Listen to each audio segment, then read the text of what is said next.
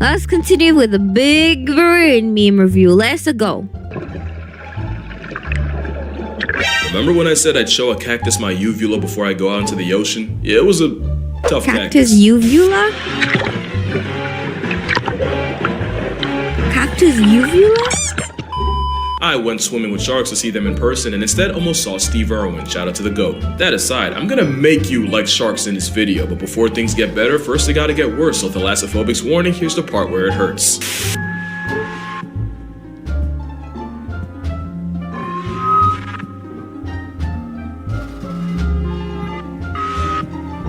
Honest question, has there ever been a horror movie about jellyfish? It's not like Poseidon didn't flush a metric ton of source material. You're looking at, unironically, one of the worst sights in nature. A jellyfish bloom. It's a problem for many reasons. One, it's basically a bath bomb from Shaitan, but also cause it's one of the last signs the ocean gives before it hits the point of no return. When a part of Neptune's neighborhood falls apart and can't support the animals in it, the last step usually involves getting gentrified by jellyfish, since the same conditions that are unlivable for most are usually where Satan's shopping bags thrive. And don't think because you're on land you're safe. Not only have these blooms caused legit power outs, but about half of the oxygen on Earth comes from the same phytoplankton these blooms eat. So why am I talking about jellyfish in a video that was supposed to be about sharks? Well, if you're scared of one, you should probably thank the other. Sharks are the ocean equalizer, keeping other animals in line from their spot at the top of the food web. Near the top, we're getting to that. Basically, sharks eat the big fish that would eat the little fish that would eat the jellyfish polyps. The ocean is a Jenga tower, and sharks are the one block that can bring it all down. Now, it's not as simple as I just made it sound, where no sharks automatically means more ocean acne, but you really don't realize how fast the sea would fold without sharks. That is until you realize what their actual day looks like. Sharks aren't just the equalizer, they're the cleanup crew, mostly going around picking off the dead and dying. You won't see them chasing around small fry that probably aren't even worth it. Same way you probably wouldn't drive 45 minutes for a bag of chips. That's why, if you want to check your ego, swim in a shiver of sharks and watch how hard you get ignored like J-Lo in the Bronx. I was surrounded by Galapagos sharks, and the closest I got to becoming a hashtag was the ocean slamming me against the bars like I owed it something. It was like an MMA cage match with Mother Nature that got way too personal. I wonder why. But yeah, the sharks could not care less about me. They really do treat you like an NPC. I did learn that because sharks can detect electromagnetic fields, if you stick a GoPro deep enough, you can say you pooped a shark. Just know, that was the most action I got all day. And if more people realized how often they get snubbed by sharks even when they're right under us, you'd realize why you're statistically more likely to get flattened by a vending machine, KO'd by a coconut, or even past tense while putting socks on, than get mauled by a shark. It usually takes bad RNG or a surfer adopting the silhouette of a seal. But why are sharks so scary actually? It sounds easy, it's a prehistoric predatory steroid guppy with permateeth, but honestly I think it's deeper than that. Sharks, snakes, and spiders. These are the arguably 3 most feared animals on Earth, and it's likely because we're hardwired to be afraid of them. Snakes are legless, cold-blooded reptiles that even monkeys will throw stones at. On the other end, spiders have too many eyes, too many legs, and show up too many times in people's business to ever get good graces. Meanwhile, sharks might just represent the fear of the unknown. The ocean is an endless, uncaring void that could wipe you out in seconds with nothing you could do about it. And projection's a hell of a drug since that unsettling fear often gets put on the apex predators of that void. But that's a problem right there. You hear sharks and instantly think of another Jaws movie. So maybe you should see the sharks that don't make the big screen. This is a zebra shark. It's a cinnamon roll of a fish that is somehow less of a threat than the trauma donkey it's named after. The zebra shark is the beginning of sharks getting the sea dog allegations, and arguably the most dangerous thing about them is their front face. If nature wanted me to take the thresher shark seriously, they shouldn't have given them such an unserious pair of eyes. It does not matter what the situation is, threshers will always look like they really need an adult. Now they do kill prey by delivering soul-evicting slaps with that tail, but look at him. He's just a baby. I'm sure there's a lot of cool stuff about the salmon shark, but honestly all I can think of is that they're the baby Looney Tunes G-rated version of great whites. The epaulet is a shark with no regard for the laws of nature, using special fins to literally walk on land. And when sharks wake up with student loans, taxes, and only 2 weeks vacation, it's all gonna get traced back to him. This is a spinner shark, and even though it's hunting, I can't not laugh at how unserious this is. The nervous shark is literally named after how terrified they are of anything human. And whale sharks are unbelievably wholesome for a bus-sized fish with teeth in its eyes. Speaking of whale sharks, you got other plus-size filters like the basking shark. They're about 30 feet long, the second biggest shark, and they're really only a threat threat to your mental health, especially since a lot of plesiosaur panic can get traced back to a dead basket. Sorry. Then there's the megamouth shark, which honestly probably would be scary. If you didn't know, it's also a giant krill-eating pushover that lives in the forgotten corners of the ocean. Hello. Then you got the sharks you forget are sharks. Imagine you're at the shore and someone screams shark. Whole time they're pressed over a tasseled bubblegum, a type of carpet shark that takes the name literally by living its life as a homicidal rub. Wow, Here you have the smallest shark in the world, the lantern shark. There's the sawfish that... oh, really? Okay, well, apparently it's not actually a shark. It's a ray related to a shark. But don't worry, because this is an actual saw shark, because you know the riddle. At this point, it's conducive to the same traits as convergent evolution. And you can't forget nurse sharks being so unproblematic and curious around people. Scientists called it the Labrador of the sea. And I'm glad they did, because now we get to go down the rabbit hole of sharks being dogs and cats at the same time. The poor beagle is a shark named after a porpoise and a beagle. Yeah, I don't get it either, but we'll get back to that. Dogfish were named after fishermen apparently watching them chase smaller prey in packs, like dogs. But some dogfish are also cat sharks, and they got their name from the vertical feline-coated eyes. Like the small spotted cat shark is also at the same time called the lesser spotted dogfish. Google says there's over 150 species of cat sharks, including the chain cat shark, or chain beautiful. dogfish, of course. Their biggest flex is they can glow green through biofluorescence. Beautiful. And they're not the only ones. It turns out over 50 species of sharks like kitefin and swell sharks can light up. That's about 10% of all sharks, and some actually use a light to hide. That might sound confusing, but if you're a predator in the crotch of the ocean, all you have to do is look up, and anything that looks like a shadow against the light of the sky is probably your next victim. However, if you can take a cue from a lightsaber, you can blend into the skylight and basically disappear. In fact, counter shading is a concept most sharks borrow from, and it basically means if you're above them, then the darker roof blends into the dark of the abyss, but if you're under them, the light underbelly matches the sunlight hitting the water. And when you think about it, a lot of animals use this strat to avoid problems, but some take it a step further because scalloped hammerheads are scientifically proven to tan themselves if they sit in shallow sun-exposed water. Some say recruiting melanin is nature's way of keeping them from getting eaten by their own kind, by making it easier for the smaller babies to hide. We got a little off track, I want to apologize for it, but the point is, if you're still afraid of sharks, then maybe you should subvert your expectations.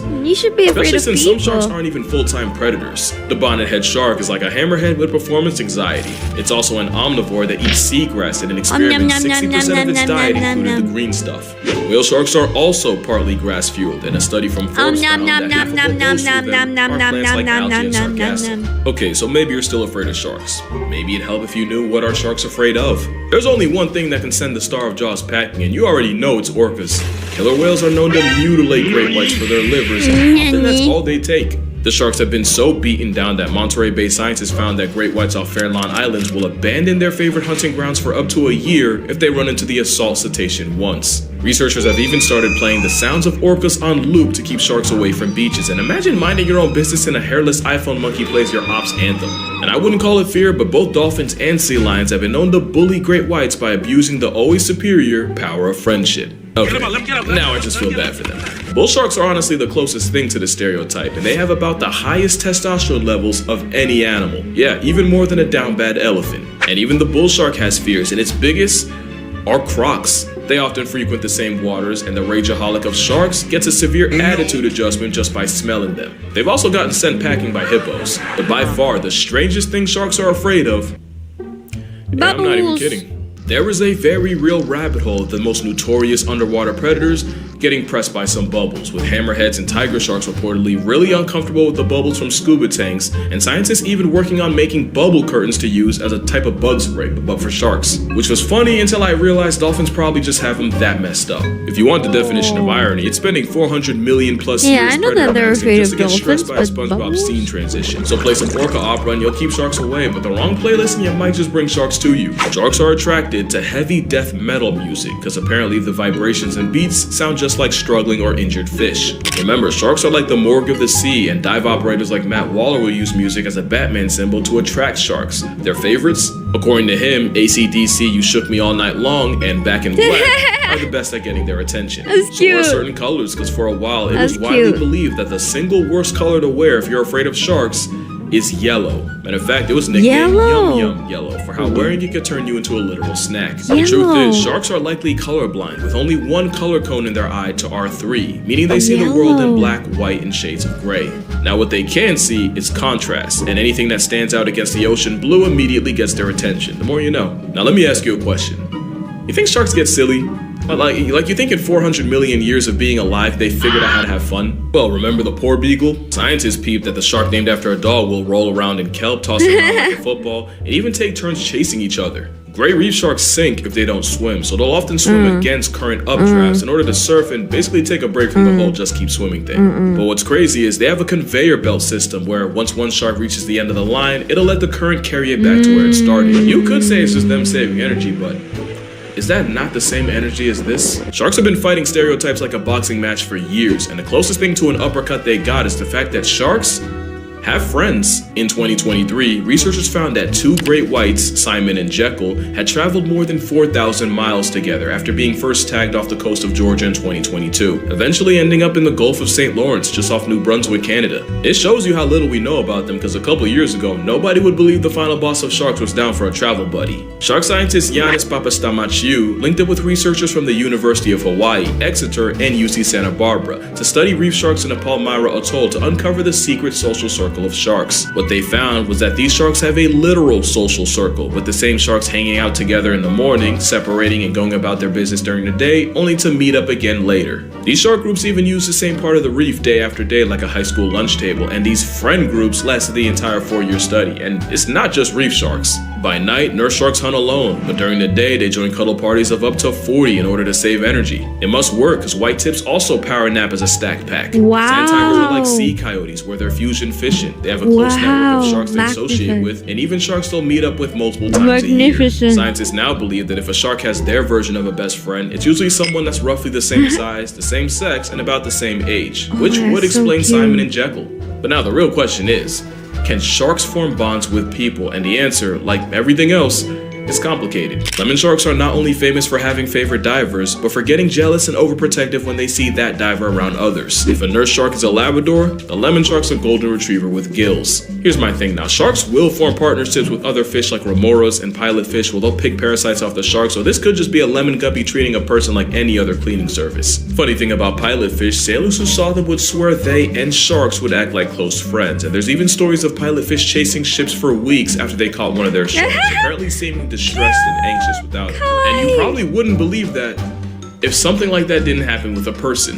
In 2001, shark conservationist Jim Abernathy removed a hook from the mouth of a tiger shark named Emma. 20 years and several more hooks later, and Jim and Emma might as well be a married couple, but Emma's still recognizing and rushing up to Jim even after up to a year apart. And we're not talking about nurse or lemon sharks. That's a 14-foot garbage disposal with the personality of a lapdog. We don't know for sure if sharks can feel affection like one, but it honestly wouldn't be a surprise, since sharks are intelligent enough to be trained like dogs. Eugenie Clark was an ichthyologist nicknamed Shark Lady, who taught lemon sharks how to push a target and ring a bell for food, and they even learned how to tell apart different shapes and colors. Some aquariums in the UK train sharks to roll over and respond to signals and commands the same way Pavlov conditioned dogs. And gray bamboo sharks also figured out how to tell apart different shapes, even when researchers tried tripping them up with optical illusions. And even after 50 weeks, they still remembered their training. But really, it shouldn't be a surprise. Sharks were around back when Saturn was bumping Beyonce and praying on a ring. Sharks are no dummies. You gotta respect that they might be the biggest flex nature ever made. Sharks can literally track your heartbeat through electroreception. They have a built-in GPS. They have replaceable fluoride-coated teeth that can't get cavities. Some, like the Greenland shark, can live for a legit hundreds of years. You can find sharks at the very bottom of the ocean, under an active volcano, and even swimming in River Thames. And I honestly don't know what to be more impressed by. Really, the only weakness sharks have is they can be put in a trance-like paralysis just by getting rotated. The tonic immobility is usually triggered by pressing down on the snout, but sharks can induce it in some painfully awkward situations. Humans usually only put sharks on standby to study and tag them. Meanwhile, orcas do it to steal their organs like a black market merchant. But this time, I'm not gonna call them an oppressive Oreo, because we do something way worse. Shark finning is the practice of cutting off the fins and tossing the now mutilated shark that's back into the disgusting. sun. I hate Their this only so option much. is to slowly drown or People bleed to should death. not do Depending on the this. shark, that can take an excruciating 2 hours. And this is a fate that follows not hundreds, but up to 100 million sharks a year. All for something Gordon Ramsay called mid.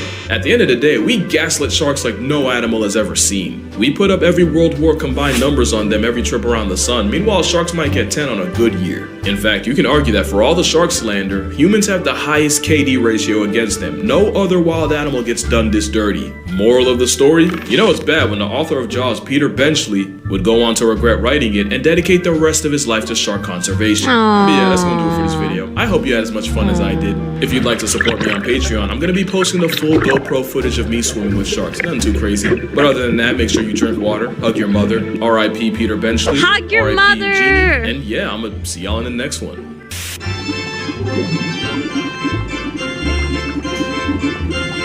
That's cute. That was very cute.